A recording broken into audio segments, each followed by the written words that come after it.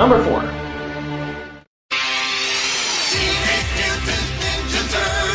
You'd think with all the lyrics in the world, the hardest ones to put to music would be Teenage Mutant Ninja Turtles. But surprisingly, they turned this totally insane title into one hell of a great song.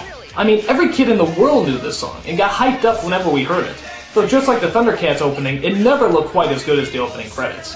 I mean, here's the opening, and now here's the actual show. I mean, do they look anything alike? I think most of these shows threw all their time and energy into the openings because they knew that once they hooked us in, we'd probably be too lazy to change the channel.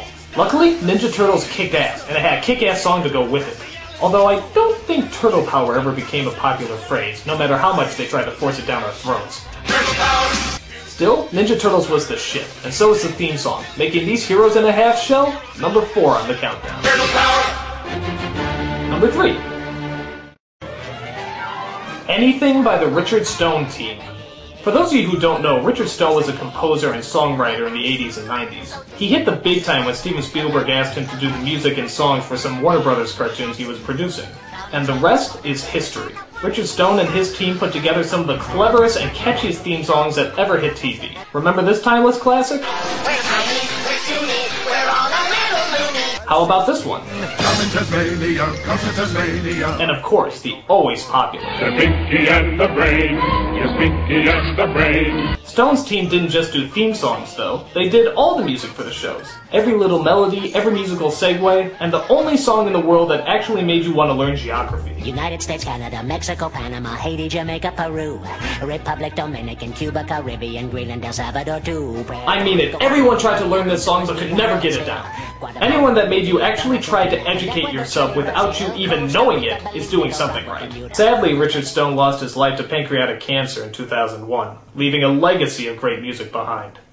Luckily, he is survived by these incredible tunes. With great music, fantastic lyrics, and ingenious writing, Richard Stone's team is more than eligible for the number 3 spot. And now our song is done. Number 2. Talk about a song short on lyrics. The Inspector Gadget song has a total of 5 words in the entire thing.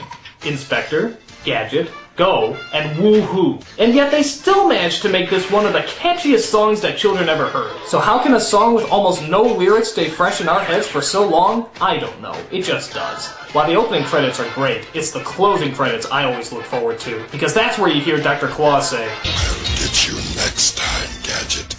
Next time." And not forgetting. The whole song kind of sounds like an 80s computer booting up, but for some reason you can't get enough of it. It's a weird love-hate relationship you have with some songs, kind of like Devo. I mean, you know it was really weird, but for some reason it always stays in your head. Why? For whatever reason, Inspector Gadget isn't leaving us anytime soon, and if you manage to forget about this song right after you hear it, consider yourself dehumanized. And the number 1 catchiest nostalgic theme song is... God damn this song. From the minute you hear it, it is never gonna leave your head. This song tormented so many children I can't even explain. You think you're trying to answer the questions on your math test, but nope, all you're thinking about is... You think you're playing basketball with your teammates, but nope, all you're thinking about is... You think you're about to achieve enlightenment. The pearly gates of knowledge are opening up, and all the secrets of the universe are about to be revealed. But no! All you're thinking about is... It will never leave, it will never leave. It's like an addiction. You think you're over it. You think, I only know a few lyrics of the song. What is it? Life is like a hurricane here in Duckburg. Race cars, lasers, airplanes, it's a Duckblurg. Might solve a mystery or rewrite history. DuckTales, woohoo. Every day that I've been making DuckTales, woohoo. Tales so daring, you can do DuckTales. Danger lurks behind you. There's a stranger out to find you. What to do is just grab onto some DuckTales! Woohoo! I mean, once you hear it once, it will never, ever go away. And you wanna know what the creepy thing is? I think this show stayed on the air strictly because of the theme song. I mean, think about it. What do you actually remember about this show? I remember Scrooge, his nephews, a pilot who crashed a lot. And that's it! I don't remember a goddamn other thing about this show! This show literally kept bringing us back simply because of the song. It is that powerful. So now that you've heard the catchiest nostalgic song of all time, tell the people. Warn them. Don't let them hear the song, because once it gets into your head, it buries its way into your brain, festering festering until it blooms into a gigantic ball of human waste that'll eat you alive! Warn the people! Warn the people! I'm the Nostalgia Critic. I remember it so you don't have to.